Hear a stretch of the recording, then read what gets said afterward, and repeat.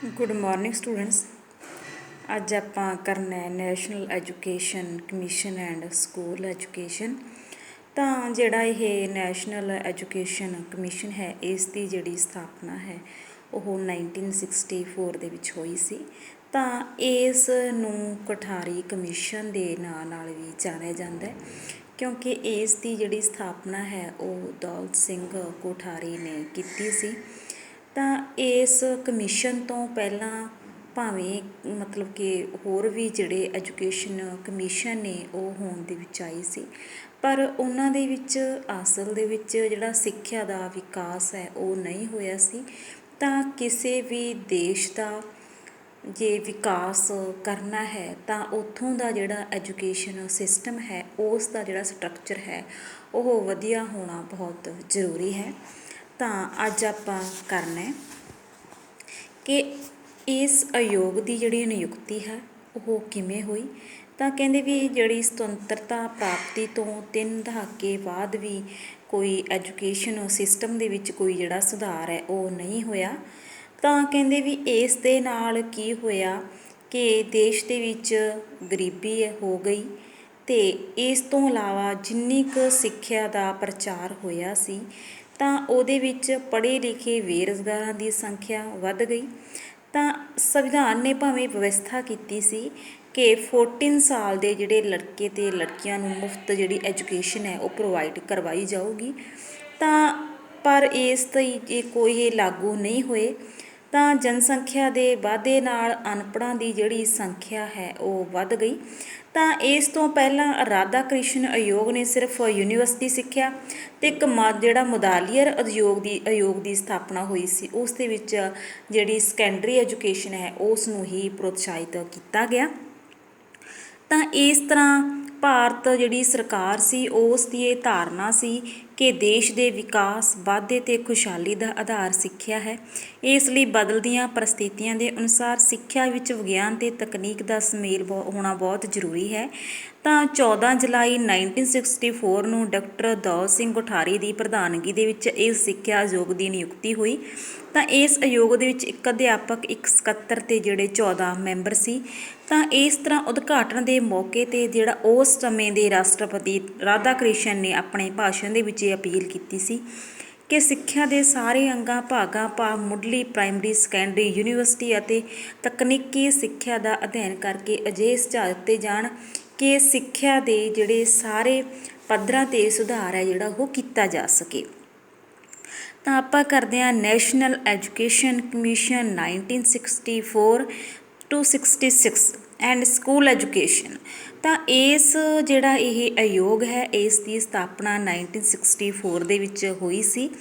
ਤਾਂ ਇਸ ਦੇ ਲਈ ਲਗਭਗ 12 ਜਿਹੜੇ ਕਾਰਜਦਲ ਨੇ ਅਤੇ 7 ਜਿਹੜੀਆਂ ਹੈਗੀਆਂ ਨੇ ਉਹ ਵਰਕਿੰਗ ਕਮੇਟੀਜ਼ ਨੇ ਉਹਨਾਂ ਦੀ ਨਿਯੁਕਤੀ ਕੀਤੀ ਗਈ ਅਤੇ ਉਹਨਾਂ ਨੂੰ ਕਿਹਾ ਗਿਆ ਕਿ ਉਹ ਸਿੱਖਿਆ ਸ਼ਾਸਤਰੀਆਂ, ਪ੍ਰਸ਼ਾਸਕਾਂ ਅਤੇ ਵਿਦਿਆਰਥੀਆਂ ਨਾਲ ਉਹਨਾਂ ਦੀ ਭਲਾਈ ਆਸ ਸੰਬੰਧੀ ਗੱਲਬਾਤ ਕਰਨ।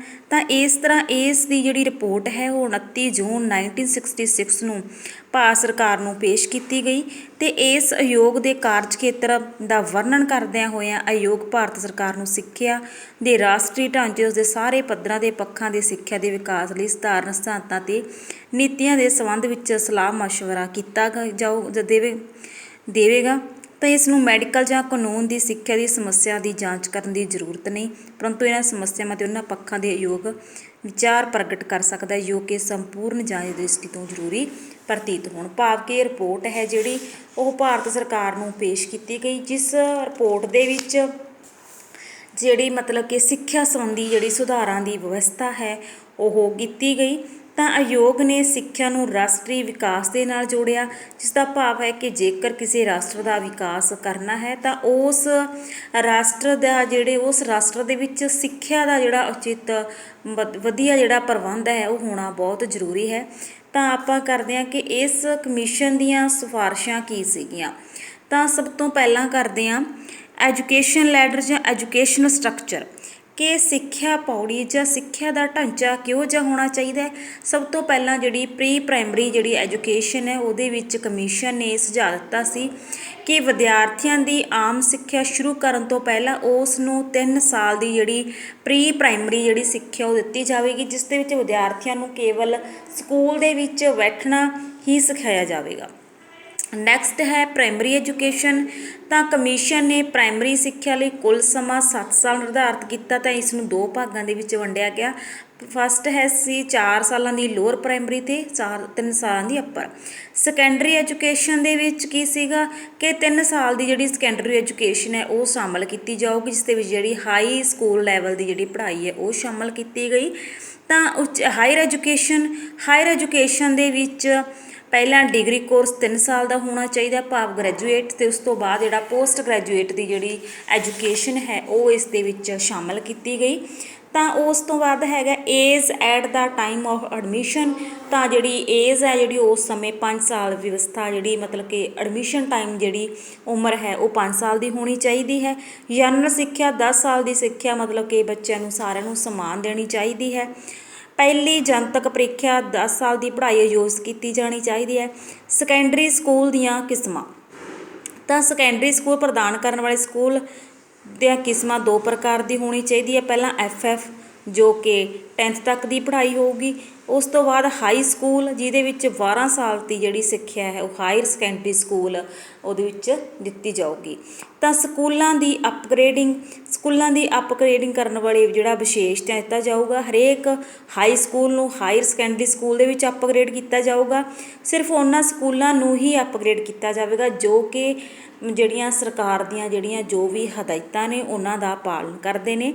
ਤਾਂ ਵਿਸ਼ਿਆਂ ਦੀ ਚੋਣ ਇਹ ਹੈ ਕਿ ਹਾਈ ਸਕੂਲ ਦੇ ਖਤਮ ਹੋਣ ਤੋਂ ਬਾਅਦ ਸੈਕੰਡਰੀ ਜਦੋਂ ਐਜੂਕੇਸ਼ਨ ਹੈ ਜਿਹੜੀ ਉਹ ਸ਼ੁਰੂ ਹੁੰਦੀ ਹੈ, ਤਾਂ ਉਸ ਦੇ ਵਿੱਚ ਹੀ ਜਿਹੜਾ ਮਤਲਬ ਕਿ ਸਬਜੈਕਟਸ ਆਪਸ਼ਨਲ ਜਿਹੜੀ ਹੈ ਉਹ ਦਿੱਤੀ ਜਾਊਗੀ। ਤਾਂ ਪ੍ਰੀ ਯੂਨੀਵਰਸਿਟੀ ਕੋਰਸ ਇਹਦੇ ਵਿੱਚ 1965 ਤੋਂ ਲੈ ਕੇ 77 ਤੱਕ, 1975 ਤੋਂ 1976 ਤੱਕ ਯੂਨੀਵਰਸਿਟੀ ਨੂੰ ਵੱਖ ਕਰਕੇ ਸੈਕੰਡਰੀ ਸਿੱਖਿਆ ਨਾਲ ਜੋੜ ਦਿੱਤਾ ਗਿਆ। ਤਾਂ ਇਸ ਤਰ੍ਹਾਂ ਕਮਿਸ਼ਨ ਨੇ ਸੰਪੂਰਨ ਜਿਹੜਾ ਢਾਂਚਾ ਉਹ ਤਿਆਰ ਕੀਤਾ, ਜਿਹਦੇ ਵਿੱਚ pre primary, secondary, higher education ਅਤੇ ਸੈਕੰਡਰੀ ਹਾਇਰ ਐਜੂਕੇਸ਼ਨ ਇਹ 4 ਜਿਹੜੇ ਲੈਵਲ ਨੇ ਉਹ ਦਿੱਤੇ ਨੇ। ਤਾਂ ਉਸ ਤੋਂ ਬਾਅਦ ਕਿ ਇਹਨਾਂ ਦਾ ਸਿਲੇਬਸ ਜਾਂ ਕਰਿਕੂਲਮ ਕਿਵੇਂ ਦਾ ਹੋਣਾ ਚਾਹੀਦਾ। ਸਭ ਤੋਂ ਪਹਿਲਾਂ ਕਰਦੇ ਹਾਂ ਲੋਅਰ ਪ੍ਰਾਇਮਰੀ ਦਾ, ਜਿਹਦੇ ਵਿੱਚ ਕੀ ਹੈ ਇੱਕ ਭਾਸ਼ਾ, ਮਾਤ ਭਾਸ਼ਾ ਭਾਵ ਮਦਰ ਟੰਗ ਹੋਣੀ ਚਾਹੀਦੀ ਹੈ। ਮੈਥ, EVS, ਕਿਰਿਆਤਮਕ ਕਿਰਿਆ, ਕਾਰਜ ਅਨੁਭਵ ਦੇ ਸਮਾਜ ਸੇਵਾ ਅਤੇ ਫਿਜ਼ੀਕਲ ਐਜੂਕੇਸ਼ਨ। ਅਤੇ ਅੱਪਰ ਪ੍ਰਾਇਮਰੀ ਜੋ ਕਿ 5th ਤੋਂ ਲੈ ਕੇ 8th ਤੱਕ ਜਿਹੜੀ ਅੱਪਰ ਪ੍ਰਾਇਮਰੀ ਹੋਊਗੀ, ਇਹਦੇ ਵਿੱਚ ਇੱਕ ਮਦਰ ਟੰਗ ਹੋਊਗੀ। ਉਸ ਤੋਂ ਬਾਅਦ ਹਿੰਦੀ ਜਾਂ ਅੰਗਰੇਜ਼ੀ, ਸਾਇੰਸ, SST, ਮੈਥ, ਕਾਰਜ ਅਨੁਭਵ, ਫਿਜ਼ੀਕਲ ਐਜੂਕੇਸ਼ਨ, ਕਲਾ, ਨੈਤਿਕ ਅਤੇ ਅਧਿਆਤਮਕ ਸਿੱਖਿਆ ਜਿਹੜੀ ਉਹ ਇਸ ਦੇ ਵਿੱਚ ਸ਼ਾਮਲ ਕੀਤੀ ਜਾਵੇਗੀ। ਲੋਅਰ ਸੈਕੰਡਰੀ ਸਿੱਖਿਆ ਦਾ ਕਰਿਕੂਲਮ, ਜਿਹਦੇ ਵਿੱਚ 3 ਭਾਸ਼ਾਵਾਂ ਹੋਣਗੀਆਂ, ਜਿਹਦੇ ਵਿੱਚ ਸਾਡੀ ਮਦਰ ਟੰਗ, ਸਾਡੀ ਨੈਸ਼ਨਲ ਅਤੇ ਸਾਡੀ ਇੰਟਰਨੈਸ਼ਨਲ ਲੈਂਗੁਏਜ ਜਿਹੜੀ ਪੰਜਾਬੀ, ਹਿੰਦੀ, ਅੰਗਰੇਜ਼ੀ ਜਾਂ ਸਾਡੀ ਮਾਤ ਭਾਸ਼ਾ ਕਿਹੜੀ ਹੈ। ਹਿੰਦੀ ਭਾਸ਼ੀ ਖੇਤਰਾਂ ਲਈ ਹੇਠ ਲਿਖੀਆਂ ਭਾਸ਼ਾਵਾਂ ਹੋਣਗੀਆਂ। ਮਾਤ ਭਾਸ਼ਾ ਜਾਂ ਖੇਤਰੀ ਭਾਸ਼ਾ ਅੰਗਰੇਜ਼ੀ ਜਾਂ ਹਿੰਦੀ। ਆਧੁਨਿਕ ਭਾਰਤੀ ਭਾਸ਼ਾ ਹਿੰਦੀ ਨੂੰ ਛੱਡ ਕੇ ਉਸ ਦੇ ਵਿੱਚ history, geography, political science, math, physical education, ਕਲਾ ਅਤੇ ਨੈਤਿਕ ਅਤੇ ਅਧਿਆਤਮਕ ਸਿੱਖਿਆ। ਅਤੇ ਹਾਇਰ ਜਿਹੜੀ ਸੈਕੰਡਰੀ ਸਿੱਖਿਆ ਦਾ ਜਿਹੜਾ ਕਰਿਕੂਲਮ ਹੈ ਉਹਦੇ ਵਿੱਚ ਕੋਈ 2 ਭਾਸ਼ਾਵਾਂ, ਕੋਈ ਆਧੁਨਿਕ ਭਾਰਤੀ ਭਾਸ਼ਾ, ਕੋਈ ਆਧੁਨਿਕ ਵਿਦੇਸ਼ੀ ਭਾਸ਼ਾ। ਅਤੇ ਇਸ ਤੋਂ ਇਲਾਵਾ ਜਿਹੜੇ optional subject history, economics, sociology, ਕਲਾ, ਜਿਓਗ੍ਰਾਫੀ, ਸਾਈਕੋ, ਤਰਕ ਸ਼ਾਸਤਰ, ਭੂ ਵਿਗਿਆਨ, ਮੈਥ, ਸਾਇੰਸ, ਤਾਂ ਰਸਾਇਣਿਕ ਵਿਗਿਆਨ, ਭੌਤਿਕ ਵਿਗਿਆਨ ਅਤੇ ਇੱਕ ਮਤਲਬ ਕਿ ਜਿਹੜਾ ਐਡੀਸ਼ਨਲ ਸਬਜੈਕਟ ਹੈ ਉਹ ਉਹਦੇ ਦਿੱਤਾ ਜਾਊਗਾ। ਇਸ ਤੋਂ ਇਲਾਵਾ ਕਾਰਜ ਅਨੁਭਵ, ਫਿਜ਼ੀਕਲ ਐਜੂਕੇਸ਼ਨ, ਕਲਾ ਅਤੇ ਸ਼ਿਲਪ ਅਤੇ ਨੈਤਿਕ ਅਤੇ ਜਿਹੜੀ ਅਧਿਆਤਮਕ ਸਿੱਖਿਆ।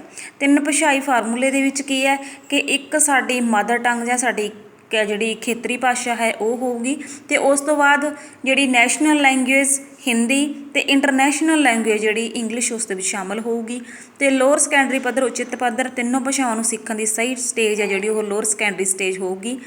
ਤਾਂ ਹਿੰਦੀ ਜਾਂ ਅੰਗਰੇਜ਼ੀ ਸ਼ੁਰੂ ਕਰਨ ਦਾ ਪੱਧਰ ਜਦੋਂ ਬੱਚੇ ਨੂੰ ਮਾਤ ਭਾਸ਼ਾ ਦੀ ਕਹਿੰਦੇ ਪੂਰੀ ਜਾਣਕਾਰੀ ਹੋ ਜਾਂਦੀ ਹੈ ਤਾਂ ਉਸ ਤੋਂ ਬਾਅਦ ਹੀ ਉਹਨੂੰ ਹਿੰਦੀ ਜਾਂ ਅੰਗਰੇਜ਼ੀ ਭਾਸ਼ਾ ਜਿਹੜੀ ਉਹ ਸਿਖਾਈ ਜਾਊਗੀ। ਨੈਕਸਟ ਹੈ ਸਟੱਡੀ ਆਫ 4 ਲੈਂਗੁਏਜ। ਕਿਸੇ ਪੱਧਰ ਤੇ 4 ਭਾਸ਼ਾਵਾਂ ਦੇ ਅਧਿਐਨ ਨੂੰ ਲਾਜ਼ਮੀ ਨਹੀਂ ਬਣਾਉਣਾ ਚਾਹੀਦਾ, ਭਾਵ ਕਿ ਜਿਹੜਾ ਇਹ 3 ਜਿਹੜਾ ਲੈਂਗੁਏਜ ਫਾਰਮੂਲਾ ਇਹ ਅਪਣਾਉਣਾ ਚਾਹੀਦਾ ਵੀ ਧੱਕੇ ਨਾਲ ਜਿਹੜੀ ਭਾਸ਼ਾ ਹੈ ਉਹ ਕੋਈ ਚੌਥੀ ਭਾਸ਼ਾ ਉਹ ਨਹੀਂ ਥੋਪਣੀ ਚਾਹੀਦੀ।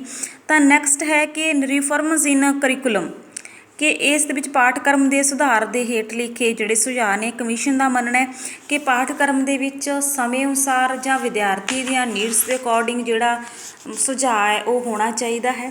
ਨੈਕਸਟ ਹੈ ਸੇਵਾਕਾਲੀਨ ਸਿੱਖਿਆ। ਅਧਿਆਪਕਾਂ ਲਈ ਸੇਵਾਕਾਲੀਨ ਜਿਹੜੀ ਸਿੱਖਿਆ ਹੈ ਉਸ ਦਾ ਪ੍ਰਬੰਧ ਹੋਣਾ ਚਾਹੀਦਾ ਹੈ। ਪਾਠ ਪੁਸਤਕਾਂ ਅਤੇ ਅਧਿਆਪਨ ਸਿੱਖਿਆ ਸਮੱਗਰੀ ਦਾ ਨਵੀਨੀਕਰਨ ਹੋਣਾ ਚਾਹੀਦਾ ਹੈ ਅਤੇ ਲੋੜ ਅਨੁਸਾਰ ਉਸ ਦੇ ਵਿੱਚ ਜਿਹੜਾ ਚੇਂਜ ਫੇਰ ਬਦਲ ਹੈ ਉਹ ਹੋਣਾ ਚਾਹੀਦਾ ਹੈ। ਪ੍ਰਯੋਗਾਤਮਕ ਪਾਠਕ੍ਰਮ ਦੀ ਸੁਤੰਤਰਤਾ ਹੋਣੀ ਚਾਹੀਦੀ ਹੈ। ਐਕਸਪੀਰੀਅੰਸ ਲੈਵਲ ਹੋਣਾ ਚਾਹੀਦਾ ਹੈ। ਸਾਇੰਸ ਦੀ ਜਿਹੜੀ ਸਿੱਖਿਆ ਹੈ ਉਸ ਦੇ ਉੱਤੇ ਵਿਸ਼ੇਸ਼ ਜ਼ੋਰ ਦੇਣਾ ਚਾਹੀਦਾ ਹੈ। ਹਾਈ ਸਕੂਲ ਤੱਕ ਇਸ ਨੂੰ ਲਾਜ਼ਮੀ ਤੌਰ 'ਤੇ ਪੜ੍ਹਾਉਣਾ ਚਾਹੀਦਾ ਹੈ ਅਤੇ ਰਾਜ ਸਕੂਲ ਸਿੱਖਿਆ ਬੋਰਡ ਦੀ ਵੀ ਮਤਲਬ ਕਿ ਇਹਦੇ ਵਿੱਚ ਵਿਸ਼ੇਸ਼ ਭੂਮਿਕਾ ਹੋਣੀ ਚਾਹੀਦੀ ਹੈ। ਨੈਕਸਟ ਹੈ ਟੈਕਸਟ ਬੁੱਕ ਕਿਹੋ ਜਿਹੀਆਂ ਹੋਣੀਆਂ ਚਾਹੀਦੀਆਂ ਨੇ, ਤਾਂ ਰਾਸ਼ਟਰੀ ਪੱਧਰ 'ਤੇ ਪ੍ਰੋਗਰਾਮ ਜਿਵੇਂ NCERT ਵੱਲੋਂ ਜਿਹੜਾ ਸੋਧਿਆ ਹੋਇਆ ਪਾਠਕ੍ਰਮ ਜਾਂ NCF 2005 ਦੇ ਅੰਡਰ ਆਉਂਦਾ ਜਿਹੜਾ NCERT ਦੁਆਰਾ ਸਿਲੇਬਸ ਹੈ ਜਿਹੜਾ ਉਹ ਸ਼ਾਮਲ ਹੋਣਾ ਚਾਹੀਦਾ ਹੈ। ਉਸ ਤੋਂ ਬਾਅਦ ਰਾਜ ਪੱਧਰ 'ਤੇ ਪ੍ਰੋਗਰਾਮ ਕਿ ਜਿਹੜੀਆਂ ਸਟੇਟ ਗਵਰਨਮੈਂਟਸ ਨੇਗੀਆਂ ਉਹਨਾਂ ਦੇ ਅੰਡਰ ਅਤੇ ਜਿਹੜੇ ਐਕਸਪਰਟ ਜਿਹੜੇ ਡਿਪਾਰਟਮੈਂਟ ਹੁੰਦੇ ਨੇ ਉਹਨਾਂ ਦੀ ਸਹਾਇਤਾ ਦੇ ਨਾਲ ਪਾਠਕ੍ਰਮ ਤਿਆਰ ਹੋਣਾ ਚਾਹੀਦਾ ਹੈ। ਸਿੱਖਿਆ ਵਿਭਾਗ ਪਾਠ ਪੁਸਤਕਾਂ ਦੇ ਲਈ ਤਿਆਰੀ ਅਤੇ ਮੁਲਾਂਕਣ ਕਰਨਾ। ਸਵੈ ਸੰਸਥਾਵਾਂ ਹੋਰ ਵੀ ਅਨੇਕਾਂ ਸੰਸਥਾਵਾਂ ਨੇ ਜਿਹੜੀਆਂ ਉਹ ਪਾਠਕ੍ਰਮ ਜਾਂ ਪਾਠ ਪੁਸਤਕਾਂ ਦੇ ਵਿਕਾਸ ਵਿੱਚ ਹਿੱਸਾ ਪਾ ਸਕਦੀਆਂ ਨੇ। ਨਿਰੰਤਰ ਸੁਧਾਰ ਹੋਣਾ ਚਾਹੀਦਾ ਹੈ ਤਾਂ ਸਮੇਂ ਦੀ ਮੰਗ ਦੇ ਅਨੁਸਾਰ ਇਸ ਦੇ ਵਿੱਚ ਚੇਂਜ ਹੋਣਾ ਚਾਹੀਦਾ ਹੈ। ਉਦਾਰ ਨੀਤੀਆਂ ਹੋਣੀਆਂ ਚਾਹੀਦੀਆਂ ਨੇ। ਜੋ ਬੁੱਕਸ ਨੇ ਉਹਨਾਂ ਦੇ ਲਈ ਲੇਖ ਨੂੰ ਉਚਿਤ ਜਿਹੜੀ ਮਿਹਨਤ ਉਹ ਦਿੱਤੀ ਜਾਣੀ ਚਾਹੀਦੀ ਹੈ, ਨਾ ਲਾਭ ਨਾ ਹਾਨੀ। ਤਾਂ ਪਾਠ ਪੁਸਤਕਾਂ ਦੇ ਨਿਰਮਾਣ ਦੇ ਪਿੱਛੇ ਲਾਭ ਜਾਂ ਹਾਨੀ ਦਾ ਉਦੇਸ਼ ਨਹੀਂ ਹੋਣਾ ਚਾਹੀਦਾ। ਇਸ ਦਾ ਮੁੱਖ ਮਕਸਦ ਕੀ ਹੈ ਕਿ ਬੱਚੇ ਦਾ ਜਿਹੜਾ ਸਰਵਪੱਖੀ ਵਿਕਾਸ ਹੈ ਉਹ ਹੋਣਾ ਚਾਹੀਦਾ ਹੈ। ਬਹੁਪੱਖੀ ਚੋਣ ਕਮਿਸ਼ਨ ਇਸ ਕਿ ਹਰੇਕ ਵਿਸ਼ੇ ਲਈ ਘੱਟੋ ਘੱਟ 2 ਜਾਂ 3 ਪੁਸਤਕਾਂ ਨਿਰਧਾਰਿਤ ਕੀਤੀਆਂ ਜਾਣ ਤਾਂ ਕਿ ਜਿਹੜਾ ਬੱਚਾ ਵਿਦਿਆਰਥੀ ਹੈ ਉਹ ਡੀਪਲੀ ਉਸ ਵਿਸ਼ੇ ਦਾ ਜਿਹੜਾ ਅਧਿਐਨ ਹੈ ਉਹ ਕਰ ਸਕੇ। ਪਾਠ ਪੁਸਤਕਾਂ ਲਿਖਣ ਦੀ ਮਨਜ਼ੂਰੀ, ਤਾਂ ਇਸ ਦੇ ਵਿੱਚ ਕੀ ਹੈ ਕਿ ਪਾਠ ਪੁਸਤਕਾਂ ਲਿਖਣ ਦੇ ਲਈ ਵਧੀਆ ਜਿਹੜੇ ਲੇਖ ਨੇ ਉਹਨੂੰ ਉਤਸ਼ਾਹਿਤ ਕਰਨਾ ਚਾਹੀਦਾ ਹੈ।